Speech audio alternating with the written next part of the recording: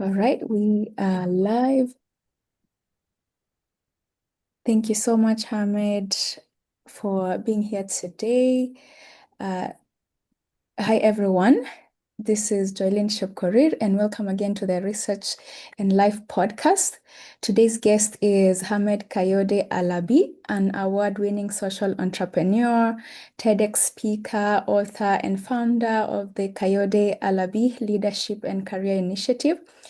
He is the creator of Rafiki AI, which is what we're going to talk about today. And Rafiki AI is Africa's first generative AI career advisor designed to help underserved and displaced young people access career guidance and opportunities through WhatsApp. WhatsApp is widely accessible in Africa nowadays, and I thought that was a genius idea and very opportunistic of him to think about using WhatsApp. He will tell us whether it's also available on other platforms. Hamid is a graduate of the University of Edinburgh and a Salzburg Global Fellow. He's also so many things. I would urge you to follow him on LinkedIn and also look through his website because we may not be able to cover everything. His website is hamedkayodealabi.com. If you look it up, you will learn more about him. So without further ado, I would like Hamed to tell us about his story. So, Hamed, I know that you grew up in Nigeria and you've hmm built a career around youth leadership and education access, and hmm eventually found yourself studying at the University of Edinburgh. Do you mind sharing a little bit about your background? Because it takes so much to finally land at Edinburgh, where you are based mm. right now as a transitions coordinator. Yeah, I mean it's a story of grace and circumstance, and it's quite a journey. Mhm. For those who have never heard about my story, or for those who are kind of like hearing my story for the first time, I was born and raised in one of the largest floating slums in Africa, Makoko, Nigeria. I lost my mom when I was 7, and my dad lost his job almost at the same time. I stayed out of school for academic term, and I was the same for my younger brother who stayed out of school for academic year. And where things started to change for me was when I attended a program for vulnerable children when I was 14. The program introduced me to self-esteem and leadership, and I realized that I could be something right within my community. That I've had all of these experiences growing up in the slum or living in the slum, but I could create change within my community. And, I also could recall that there was a definition of self-esteem then that I was taught, like self-esteem is the way you see yourself and the way you see the world, and the way you handle yourself and the way you handle the world. And I was like, oh, actually, I can start seeing myself in the world where I could do things and I could create things. And that opened up my eyes a lot. So at the age of 15, I started, teaching in a basic rural school. I just finished high school then, and I was teaching basic literacy and numeracy skills, to children in rural communities. Then that was like another rural community I found myself in, and just like kind of like supporting young people. And another opportunity that also shaped my trajectory was before 15 or 14 was 13, when my dad actually sent me to a computer school, where I learned about basic graphics design, basic word processing, computer architecture, computer networking. I used to connect like two computers together when I was very young. And then I could share resources within those two computers, even though they are two separate computers, using a cable called the RJ45 cables. And once each one of those computers had internet, the other computers also have internet as well, because there's a way you do the connection. So, and those were like my experience. I didn't know that when my dad sent me to a computer school, I didn't know what he saw, but I think he Mhm. saw the future, and he saw like the things that I'm able to do and I'm able to create. And by the time I got into university, I went ahead to study education. I learned so much about the educational sector. I learned so much about like psychology of education. What does it mean to learn? What does it mean to be ready to learn? How does learning happen? How does learning occur? So I was properly trained to be a teacher. And and I finished, the secondary school as well. And I went to serve. Every Nigerian graduate will serve for a whole year, and I was Yeah. teaching again. So I taught again for a whole year. I was Mhm. teaching basic science and physical education, and all of those experiences just shaped, my trajectory. But after all of those things that I did, I found myself back to the rural community I was living in, Mhm. and I started working in the palm kernel factory. On my way to factory, I would see kids who were younger. Some are not in school, some are in school, but I always stop to ask them questions. Yeah. I always stop to say, like, how are you today? How are you feeling? What are you learning? I always stop to ask, like, tell me about what you want to become. Tell me about your future. And then they will share different stories, and some struggle to even answer the question. And then it just reminds me of the younger version of me who Mhm. find the courage in the program I attended when I was 14, and Yeah. how that program actually changed my own trajectory. Yeah. And that was how I started, the Coyote Alabi Leadership and Career Initiative. I, a cousin, and a friend, we just came together, and I had about $5 in my saving box. I Mhm. broke the saving box, and that was how I started the first program. And we're telling the kids about their career, we're telling our stories, and they were asking a lot of questions.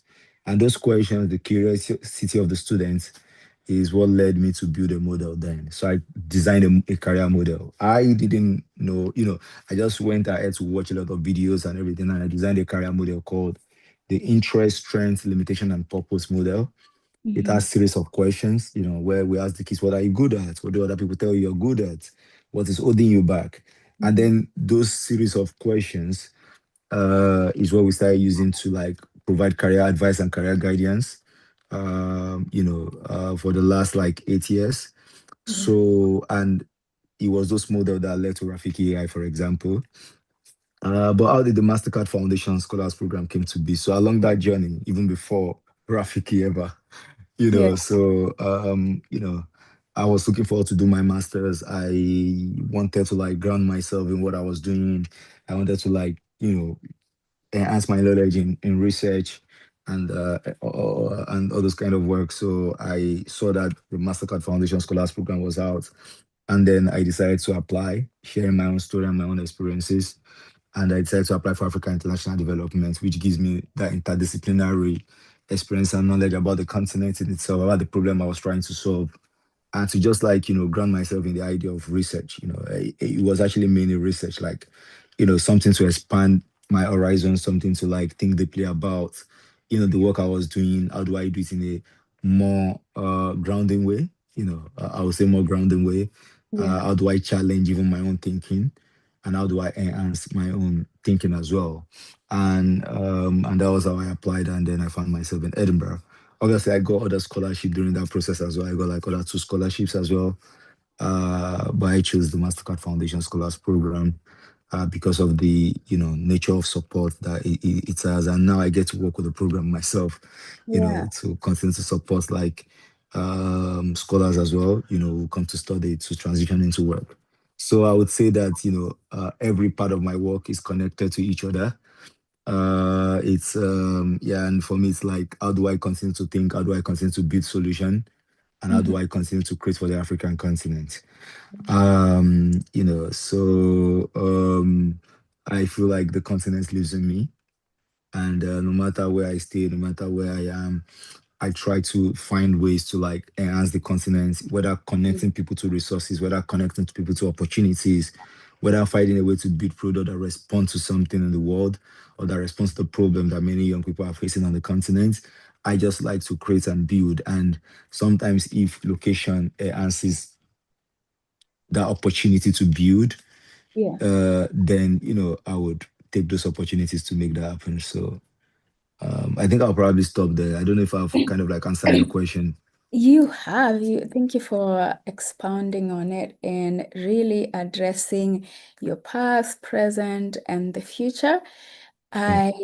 I really I'm so sorry you lost your mother at age 7, but I have followed you for a long time, and you talk about how that moment of grief was a turning point Yeah. in your life. Yeah. So Hmm. I am I'm really proud of you for how you made that moment or that experience count, and you just didn't Mm, make it count for you, but you made it a powerful moment to transform not just mm, your life, but the lives of other people. And I like that your dad was very visionary. Sometimes I think about computers when I was going to high school, and I don't remember people around me talking about or parents around me talking about the importance of computer skills. And I think I grew up in a very rural area too, with very limited access to education. mhm, And if somebody went through primary school and to secondary school, that was already a huge achievement. So, thinking about computers was another step that my community had not reached at that point. But when it mhm, came to my siblings, I was very emphatic when I was talking to them about college and, after high school education. I was telling mhm, them, hey, you need to pursue computer skills. This is going to be important. mhm, So mhm, I am really glad that you took that opportunity to not just learn about computers, but you taught the youth on computer skills, and not just computer skills, and just talking to them and just getting to understand their needs, their experiences in life. I think you are already building Rafiki AI years before you mhm. actually launched it. So Yeah, great yeah. job on that. And to be honest, when we think about technology, when we think about building, for every solution you build, there's a use case. So what you're thinking of, like, you're looking at your own experiences, you're looking at like your own work, you're looking at things that you've been doing manually and Hmm. things that you've been doing, like, and you're thinking, could AI probably solve this problem better? Yeah. Or maybe not even so better, but could it complement, the program you've created or something you've built? And all you're now doing is to translate all those lived experience, all those work into a solution, right? And that's why I particularly believe that when we are thinking about good AI, or when we are thinking about ethical AI, Hmm. one of the ways you can build ethical AI is for people who are creating social change to build with AI, right? Right. You can't just build the AI, like, I feel like when more people in social change start Hmm. building with AI, naturally they tend towards ethics. Yeah. Because if you're building for like vulnerable people, you have to think about ethics, you have to think about assets, you have to think about the people you're building for. You have to think about so many layers, Yeah. and that will lead you to ethics directly, right? And if AI can learn how to be good, because when you look at AI, it's called artificial intelligence, right? Yeah. And artificial intelligence is the ability of the algorithm to Hmm. learn human capabilities. Yeah. And then, it's been trained, machine learning is being trained in terms of like the machine learning about human capabilities and being able to reproduce that you Hmm. know and if those capabilities, if it can learn good things about humans, Hmm. if it can learn things that are really inherent, that are good about humans, then we don't have to be totally scared about the future of AI. The Right. reason why we are scared about the future of AI is because humans as well, we have bad actors. Yeah. And when you have bad actors, when you have people who put profits first Hmm. ahead of humans. People will put, their own pocket first, their own interest first, beyond humans. Then you're scared of autonomous AI. Yeah. You're scared of artificial super intelligence, where AI goes beyond human capabilities and general intelligence to super intelligence, where actually you can send few AIs to go to war Hmm. and you will sleep in your room. That So is I know I'm great. already talking about something else, but I just want to quickly point that out that for me, the way I kind of like think is, how do I use something, within my community, something that I've seen, something closer to me, the Hmm. problems I see every day, Yeah, how do I use that to equalize opportunities? How do I use that to like build something where if somebody wants to do a mock interview, but they can't even reach out to people because they don't even know the people to reach out to, for example, or maybe the people they are reaching out to are they are burnt out and they are yeah, just so tired. right. How do I ensure that for those kind of people, they could access a platform where they could do have access to an AI interview, for example, or have Mm, access to like a career coaching, for example, or have access to career advice, or have access to how to improve their presentation skills, for example. And all of these things that I'm saying are some of the use cases that I particularly I have seen in the work we do. right. So yeah, I just wanted to talk about that as you were talking as Yeah, well. yeah. So you remind me of one of the key issues, really, that people in rural areas and just regions in Africa that don't have much resources struggle with, and it is lack of information. And it's not just in the education sector, Mhm. also in the healthcare sector. My doctoral dissertation examined how sources of health information impact people's ability to seek cervical cancer screening.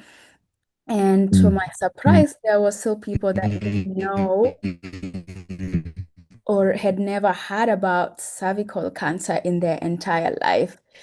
And once I told these people about cervical cancer and the importance of screening early, they were willing to be screened as long as the procedures were safe. Mm, We know for sure science has mm, tested several methods of cervical cancer screening and have found them to be safe. And mm. people in high-income countries are using it, and cancer is getting detected at early phases and getting cured. But then Yeah. that to low-income areas, and people are dying for lack of knowledge, honestly, which is very sad. And I'm Mm-hmm. really glad that Mm-hmm. your initiative has been honing on that, making sure that the youth have the right information to make the right decisions for their careers. Yeah. I tell people sometimes that Yep. I struggled career-wise because I didn't have the information. And sometimes I used to ask myself, did I miss Mm, a session or a class in high school on careers because I really mm, struggled to figure out what I wanted to do in college.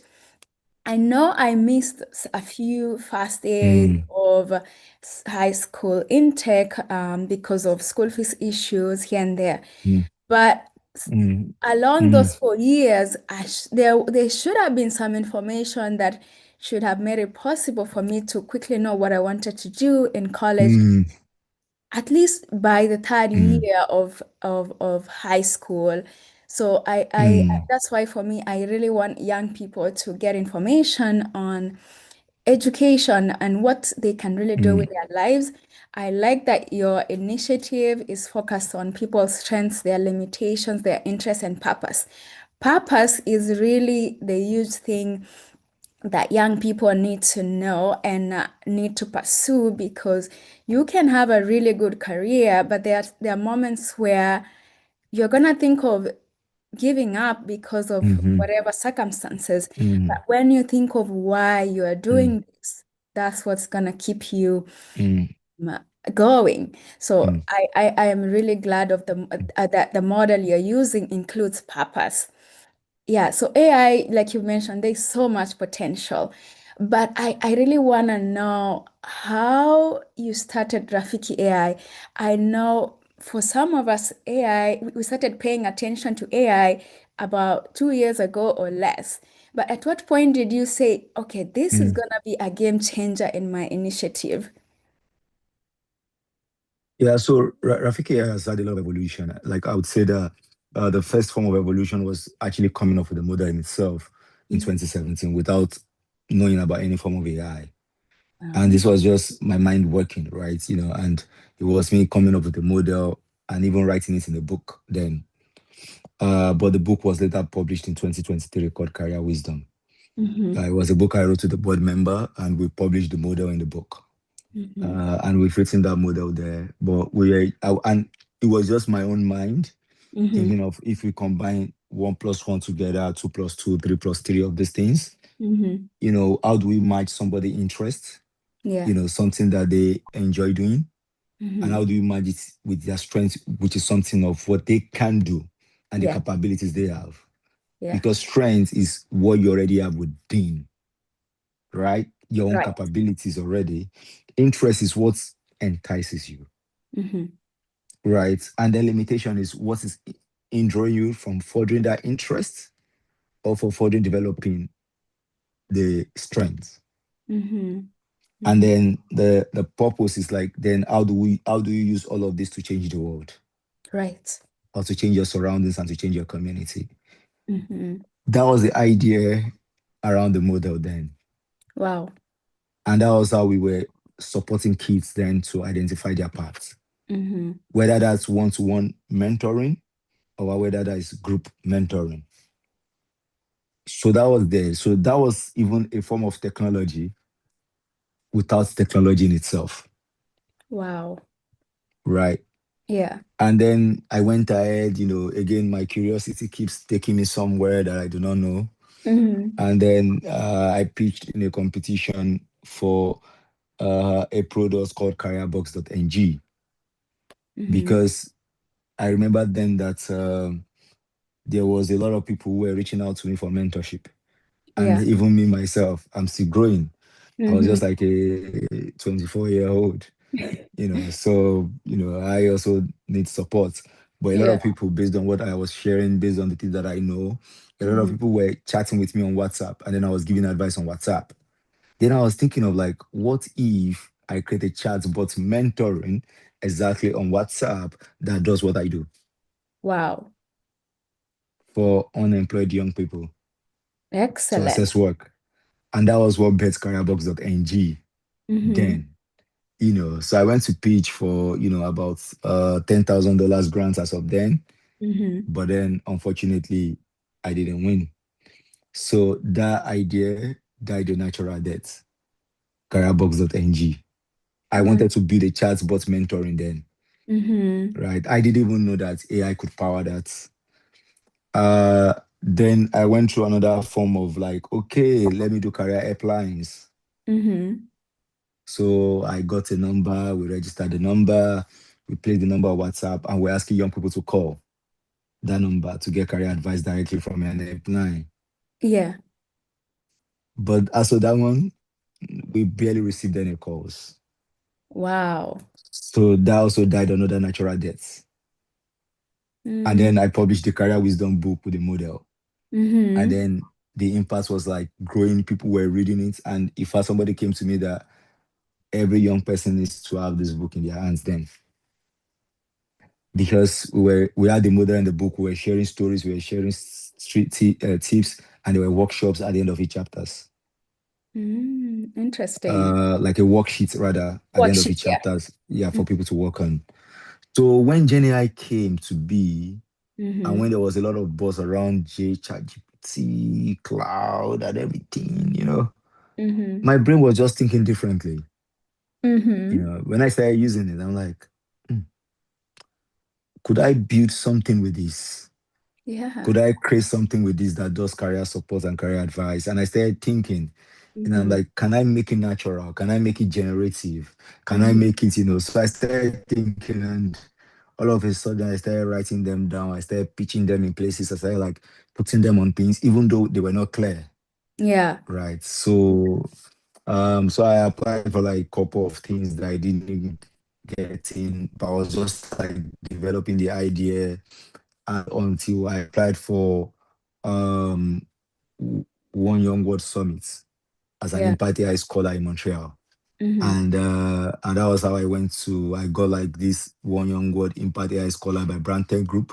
And Mm-hmm. that's kind of like changed a lot of my perspective. Like, and I was pitching Rafiki as part of the Mm-hmm. products I would build at the end of the program. Wow. So I went to One Young World. I had stories of people building AI. I Mm-hmm. had staff members of Brandtech sharing AI use cases, and my brain was just like, I can't wait to go back home. I want to build something. My hands Mm-hmm. were scratching, my legs were scratching. I just want to go back home. I was Yeah. so restless. And then I went back home, Mm. plug on ChatGPT. I inputted my model on ChatGPT and I got the results. When I Wow. saw the results and I said, can I build, what can I use? What no code tool can Mm-hmm. I use to build a quick prototype to test this? Right. So I started getting a lot of no code tools and I started researching different no code tools because I Mm-hmm. can't code. And Yeah. then I Oh. got into landboost.io. Mm-hmm. And then I went to landboost.io and I started putting the things together. Okay, these are the questions I have. This is Mm-hmm. strength and interest. These are the responses I'm looking for. So I built a kind of like, it's like a chart. You build your Right. model using that chart and then you put everything. And then, but what I was using was predictive AI, not generative AI.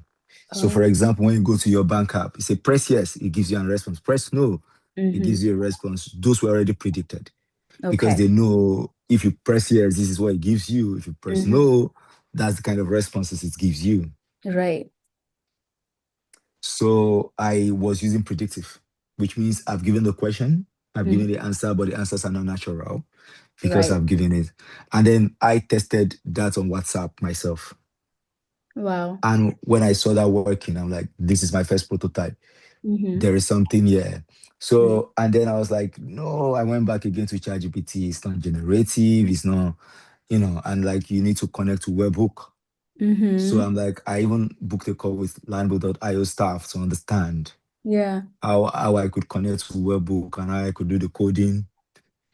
I was planning to even code it in myself. But I think I just got to a place where I Mm. couldn't go anymore. And my brain was scratching, my brain was boggling, and I was Mm-hmm. running crazy. And Yeah. then that was when I recorded every single thing that I've done. Okay. I screen recorded every single thing. I screen recorded my prototype. Mm-hmm. So which means that that's my first prototype in case I'm applying for anything. Right. Yeah. I just did everything like that, and then I spoke to a developer, and we chatted, and I'm like, "Could we build this?" And they're like, "It's possible." And Mm-hmm. we're like, and then we think about the use cases. If we are thinking about underserved young people in slum, young people in refugee camps, and young Mm-hmm. people in like rural communities, then we have to build on WhatsApp. Right. So, and then it didn't even take 30 minutes for my developers to understand what I was trying to do because I already did a Yeah. major uplifting with the old basics. You did the So legwork for sure. exactly. So then the developers went ahead to build and everything, and then we built our first prototype, and we keep testing, feedback upon feedback upon feedback upon feedback. We Mm-hmm. keep reiterating and iterating until we had our final product, and then we launched it like that. And we're backed by the Amazon Web Services because Mm-hmm. at that point I was like, okay, it's one thing to build a tech product, Mm-hmm. but it's another thing to also like host them. It's another thing to have a technology that powers them as well. It's another Right. thing to be paying for like API costs and all Right. those costs and the technology cost and the AI cost. And there's a lot of cost attached to it, right? Yeah. And I might be getting charged and I need to know where I can get the money from. Right. So I'm like, where can I cover the cloud costs of my Mm-hmm. product? Mm-hmm. And that Wow. was how I found about AWS. I Mm-hmm. was in Salzburg fellowship. Every night in that fellowship, I would Mm-hmm. apply for AWS. Like I would be writing my application for the Mm-hmm. grants and the funding Mm-hmm. because then they released a funding called AW Amazon Web Service Education Equity Initiative. Okay. I applied, and that was how I got a thousands, tens of thousands of dollars of funding Mm-hmm.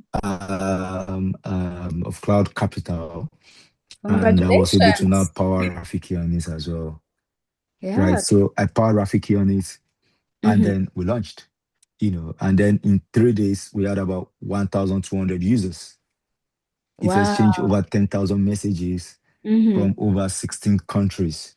And that was when I knew that we've actually built something really, really grand and important. And a lot of people were reaching out for partnerships, started Mm-hmm. doing school outreaches. We've done over 55 schools. Mm-hmm.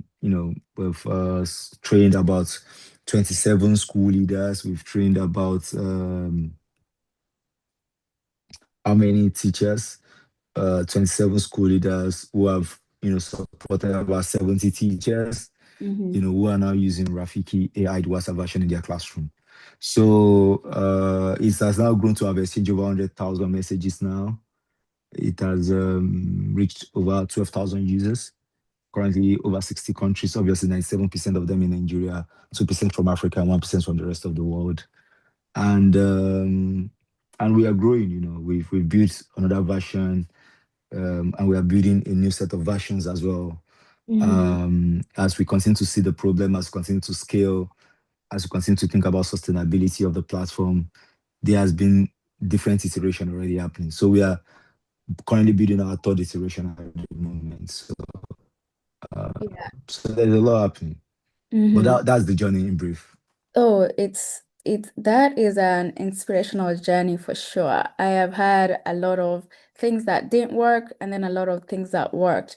And I'm really glad that you considered partnerships and applying for grant awards. This was well deserved. You have been going through various phases of it to make sure that you have something good. I actually tested it myself and I've shared with my brother, who is an undergraduate student now at Morehouse in the All US. right. So I am a postdoc fellow. That's it, right? Is that, Ah, cool. That's the WhatsApp yeah. version. Yeah. Yeah, So that's the WhatsApp version. There's yes. also like the did you have you seen the web version though? I looked at the first time I looked it up, I looked at the web version, but I haven't used the web Ah, version. I have used the okay. WhatsApp version, but that's good to know. Cool. Where else can they use it? Um, is it just web and WhatsApp, or is there any other platform people could It, access? it's just web and WhatsApp, and there's a reason for Okay. that. The Hmm. reason for that is access. Okay. You, if you, we could build an app, but I don't think we don't have the user base yet to now build an app yet. Yeah. Yeah. The reason why we haven't built an app because by the time a user start downloading an app without internet, before Mm. they download, before you sign up, before you register, you already lost the users already. Right. Yeah, you don't want to add any barriers to use. I think honestly, Yeah. WhatsApp works really good. I tested it. I am a postdoctoral fellow and I was struggling with something last week. I am trying to come up with a research Whoa. idea. And I talked about my experience with my mentors. I have gone I've gone through several iterations of my idea with them. And I am like, I'm probably missing something. I can't be wrong all these times. I I don't want to Okay. read, but I'm just gonna say, I think it gave me really good action items. They are What? one, two, three, four. And yeah, four key action items for me. Because I talked about how Uh, I was so passionate about my idea, but they were concerned that my mentors are concerned that it's not feasible. And they say, when you're thinking about feasibility, I mean, Rafiki said, when you're thinking about feasibility, consider timeline, yeah. resource, pilot data, and collaboration.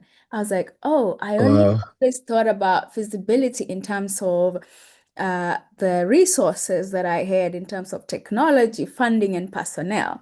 So Rafiki AI is really good. Oh, I tested I'm it shocked. myself I'm and shocked. I I'm shocked at the moment now. I'm just like, yeah. Yeah, I'm amazed. yeah, oh, it's I only I'll go thought smart. yeah, I really thought it was only for people trying to figure out careers, but I think it's not just about undergraduate, graduate. It goes beyond graduate studies and really anything about career. I'm gonna challenge the people that are already working class and maybe have a challenge with their jobs in corporate or academia to test the app and then give me feedback. We need to share. I hope we can get like the recording of this part of the video so I can share that on social media. Oh Yeah. yeah.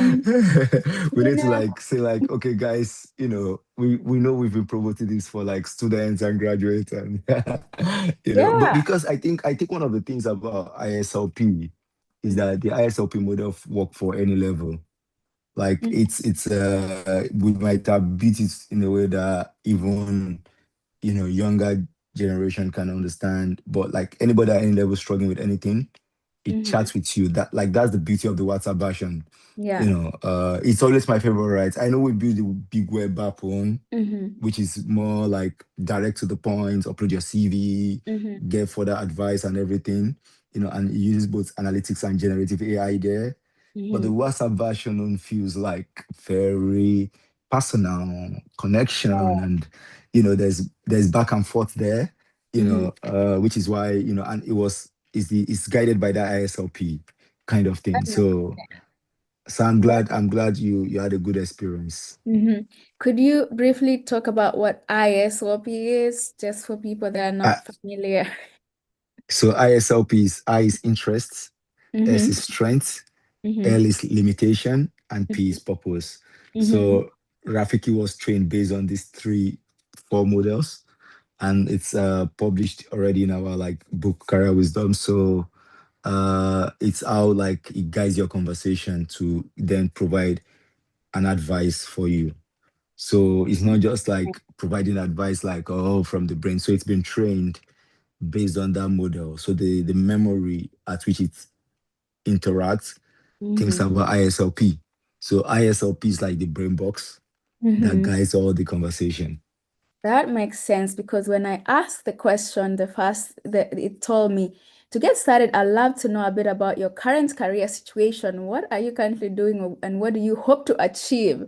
It was not just about that moment that I was struggling with. It really wanted me to provide details on what I wanted to do next. So I think the model ISLP is working.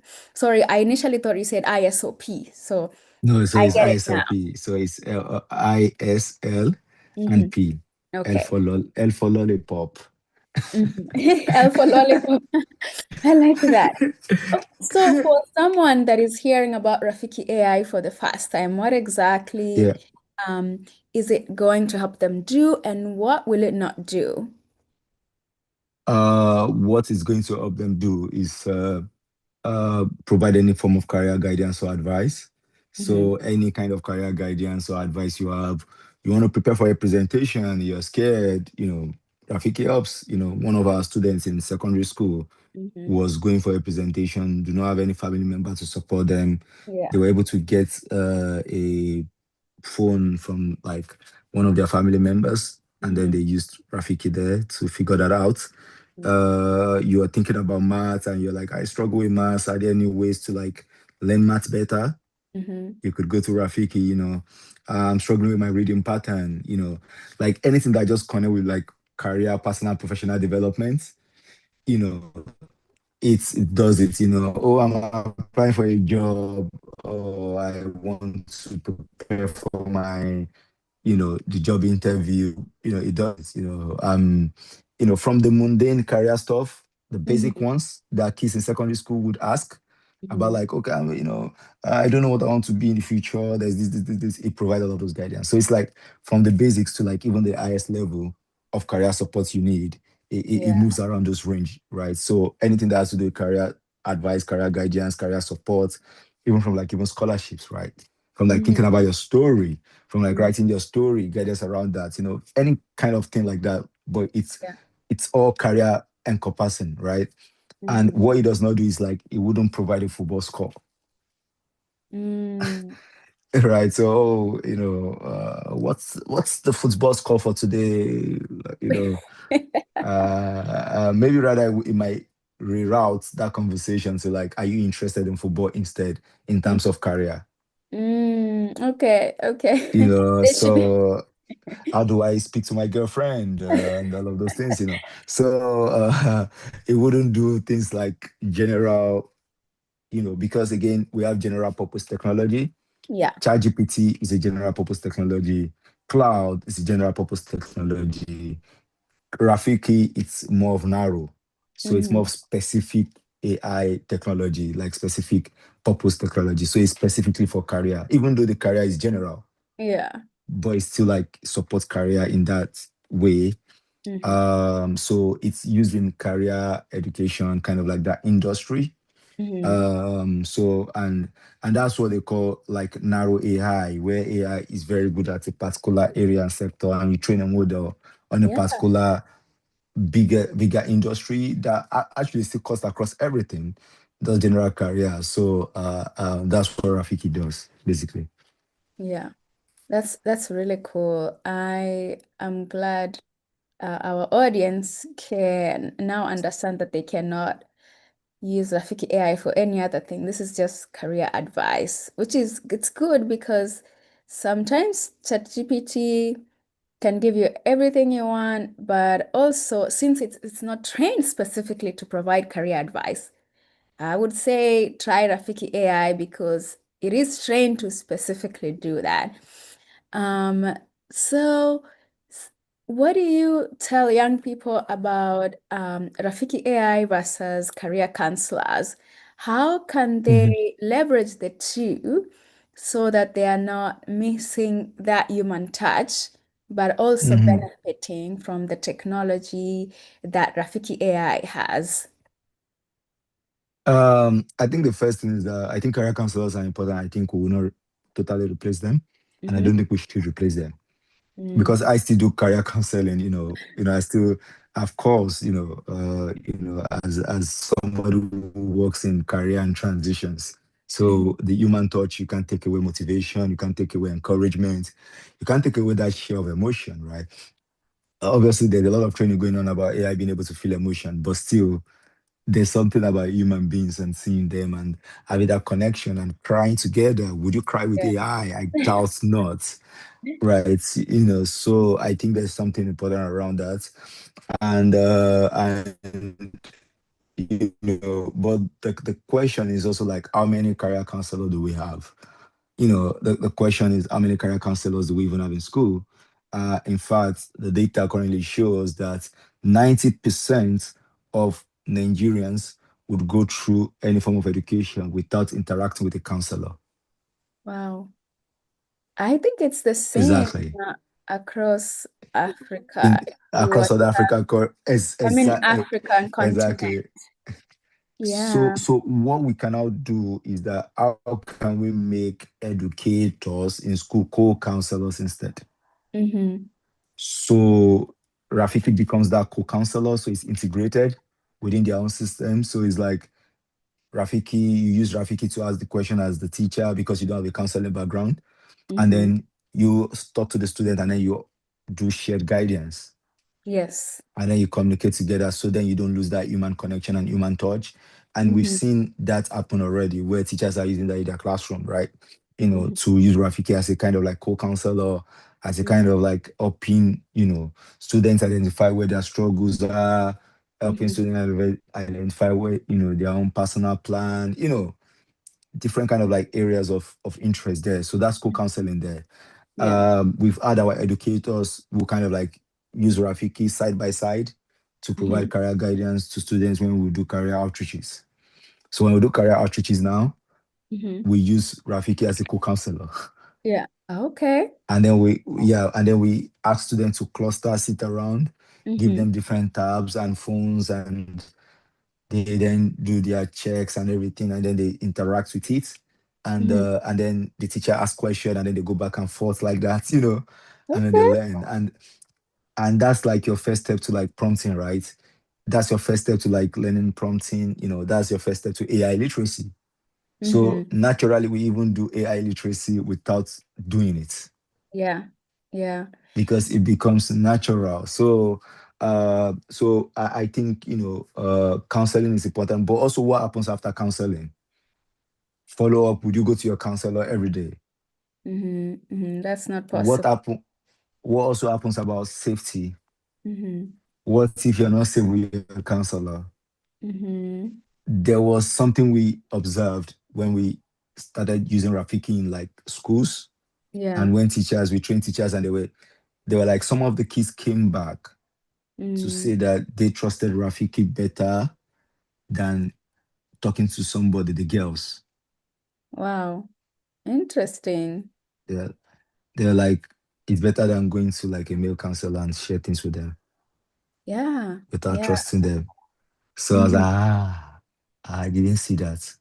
You Yeah, know, interesting. you know, and you can look at the data of the fear around, you know, because again, we see this of gender-based violence happen in school and Yeah. molestation and there, whether it's secondary or university, Mm-hmm. where you want to ask some certain question, you can't even go to the teacher as a woman, you know. Mm-hmm.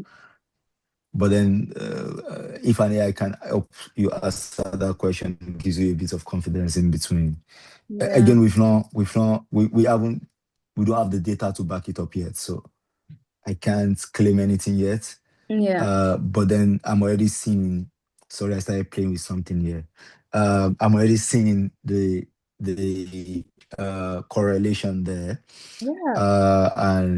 and we are open. One of the things we want to start doing is to start grounding Rafiki in evidences. So we are open to now start doing research Mm-hmm. to understand the products better and the usage, Mm-hmm. with younger people, and maybe like do more of like a short study and maybe at some point do a longitudinal study Yeah. to see what are the impacts around career outcomes, and being able to now publish this model, publish this idea, publish the impacts as well. And just again, these are things that we are still thinking about, and you don't get there in a day. So there's a lot already happening. So yeah. I think it's a really great idea to do a longitudinal study looking at the impact of Rafiki AI over the years and how eventually, I know there is career advice, right? And then the student eventually makes a decision, perhaps with the help of a career counselor. It would be very interesting to see what at what point did really Rafiki AI make an impact, or what was the statement that made a difference? And then look at what careers they eventually chose. How much did they trust Rafiki AI Yeah. when they were Yeah, exactly. interacting with Rafiki AI initially and over time? Yeah, So, and then compare that across the males versus females. I, exactly. as you think about sustainability and how pandas are going to keep coming to you, I think Mm. having really research that's grounded in evidence is going to really help the app, Yeah, and also it will enhance the impact.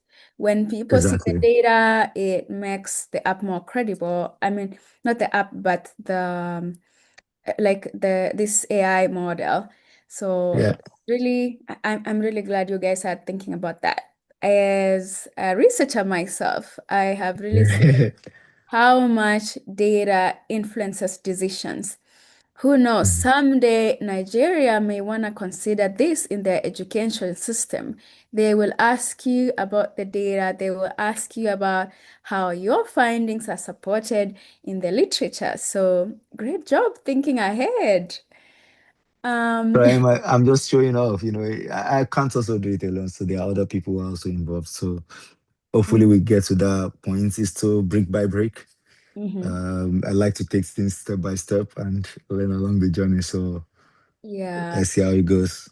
This is really great information, Ahmed. I want us to just end with some career advice for the youth and people Mm, that are still thinking of switching careers or just thinking about how to, you know, work with their current careers. People can reinvent themselves anytime, any point in their careers.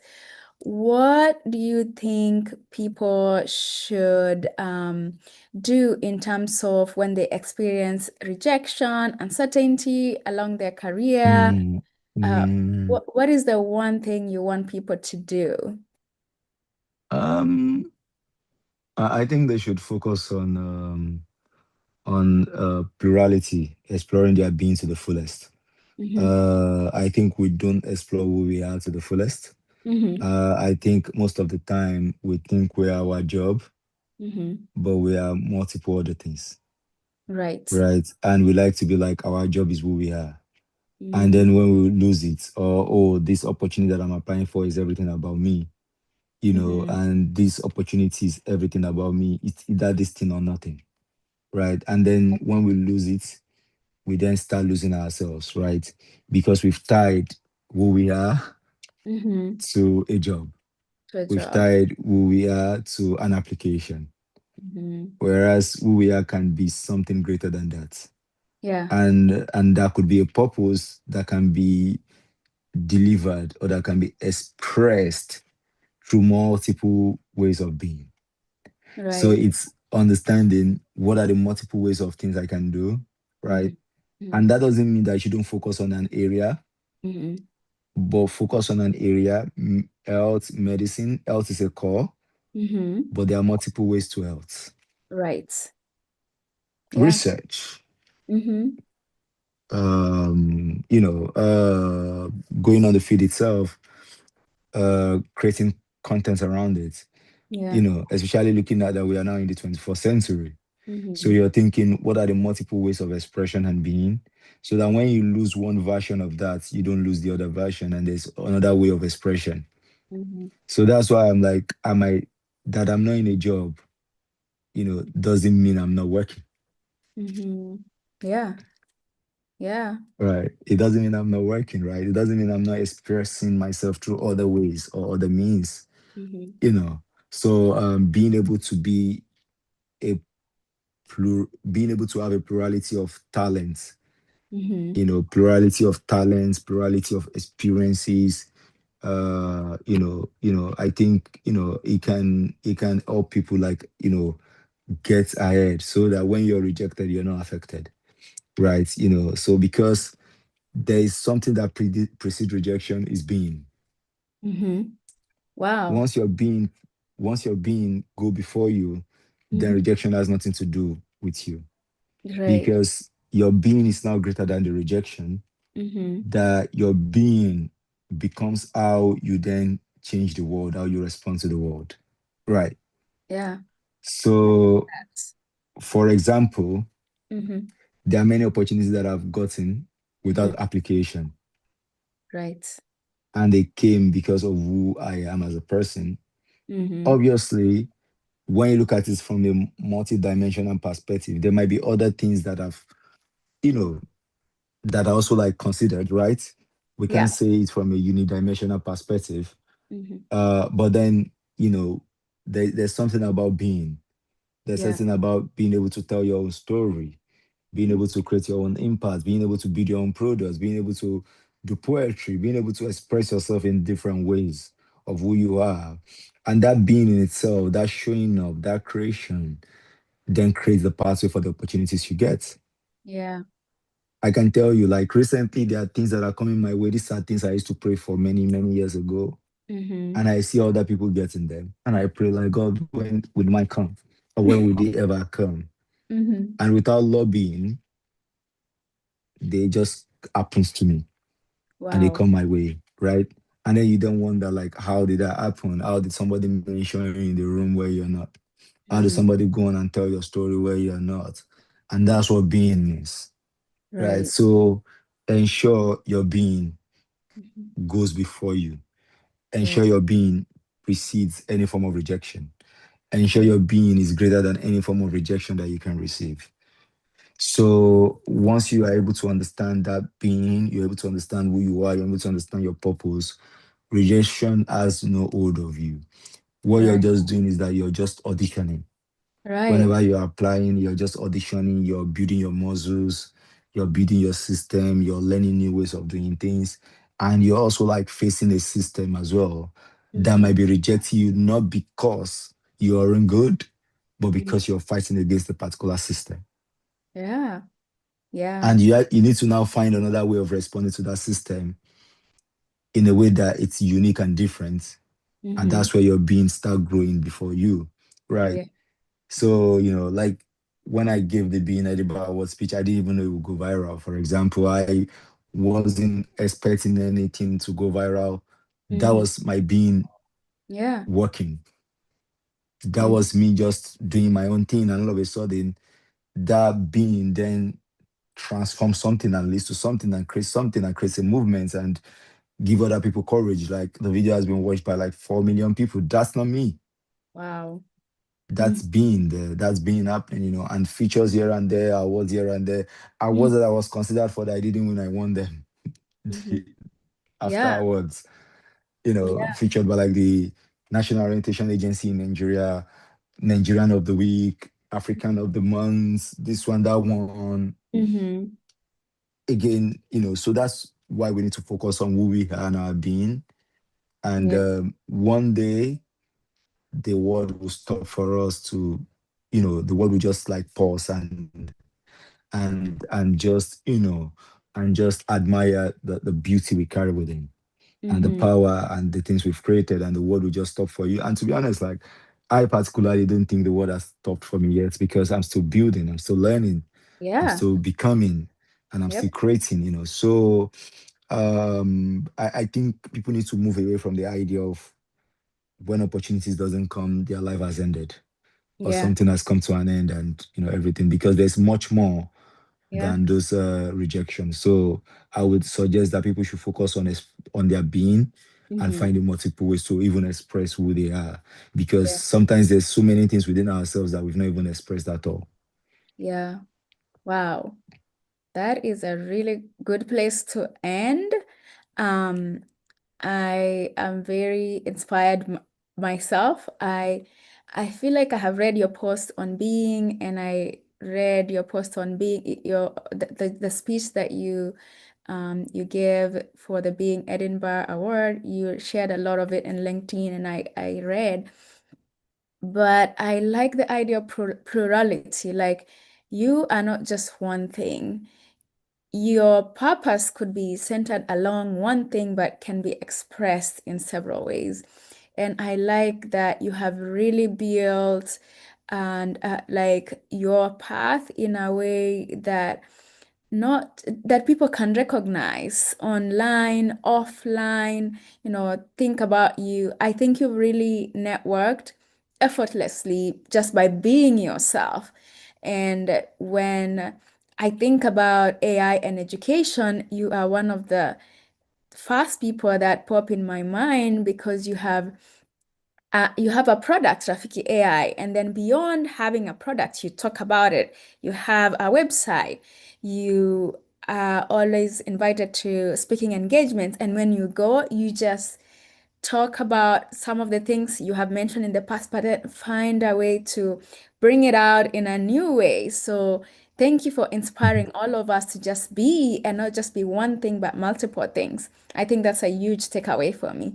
So once Thank you, again, thank Jalen. you, Thank Ahmad, you. for On really board. taking the time to come here to this podcast. I hope to keep in touch with you. And I'm sure people are going to come up with me with questions regarding Rafiki AI. If I can't answer them, is it okay if I refer them to you? I'm not promising that I'm going to answer them. You can send them my way, but I can't promise that I would answer them. Okay, So that I yeah, don't make a Rafiki promise AI, and people are like, I bet you said you would answer those questions, but you did not answer I'm them. sorry. Yeah, but Rafiki AI is very thorough, and I guarantee everyone that's going to use it that they will get a response. So thank you so much for the Rafiki AI and just for being you, Hamed, so that all of us can learn from you. I'm on board, really on board, and great to do this with you, Joylene. All Well right. done. This is Thank you. great.